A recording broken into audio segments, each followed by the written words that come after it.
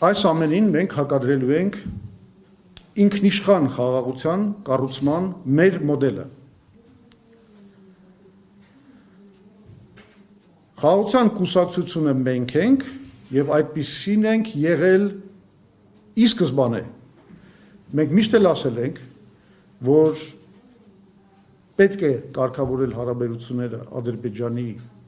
եւ Թուրքիայի հետ, որ մեր ազգային անվտանգության գլխավոր երաշխիքը հենց Ադրբեջանի եւ Թուրքիայի հետ հարաբերությունների կարգավորման մեջ պետք է փնտրել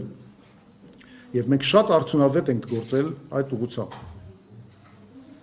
Կասեք, բա ինչու չեք հասել արդյունքի, շատ պարզ պատճառով Թուրքիան ու Ադրբեջանը համաձայն էին, արդյունքի չհասանք, որովհետեւ մեր ներքին առավելապաշտները խանգարեցին դա անել։ Եվ մենք պատրաստ ենք շարունակել խաղաղության հաստատման գործընթացը եւ կատարել Հայաստանի կողմից ստանձնված բոլոր միջազգային պարտավորությունները։ Ես նորից կրկնում եմ սա որպես կարևորագույն հայտարարություն։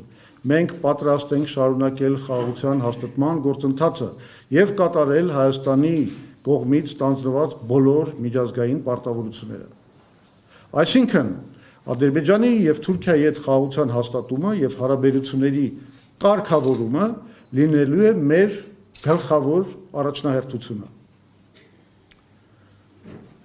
Բայց ես ուզում եմ հիշեցնել ձեզ, որ մենք նաեւ անկախականներ ենք։ Մեզ պետք է խաղաղություն, որը պաշտպանում է մեր անկախ պետականության հիմքերը, մասնավորապես անկախության հռչակագիրը, հայ առաքելական Սուրբ եկեղեցին, որ դարեր շարունակ եղել է մեր ազգային միասնության ցեմենտն ու շաղախը, եւ մենք պնդում ենք, որ մեր ներքին հարցերը, մեր ընտրությունները, սահմանադրությունը, պետական խորհրդանիշները, պատմագրությունը մերն են բացառապես, ոչ մեկին թույլ չենք տալու խառնվել այդ հարցերի մեջ, մի բան, որ Նիկոլը անում է։ Խաղաղությունը, որովհետև չի կարող պայմանավորված լինել մեր ներքին քաղաքական ինքնակառավարման հարցերին վերաբերվող Ադրբեջանի պահանջների կատարմամբ։ Մեզ ոչ ոք իրավունք չունի դնելու ինքնիշխանության ու խաղաղության միջև ընտրություն կատարելու անհրաժեշտության, իսկ ես կասեի վտանգի առջև։ Իրականում այդպիսի ընտրություն չկա։ Կորցնես ինքնիշխանությունդ,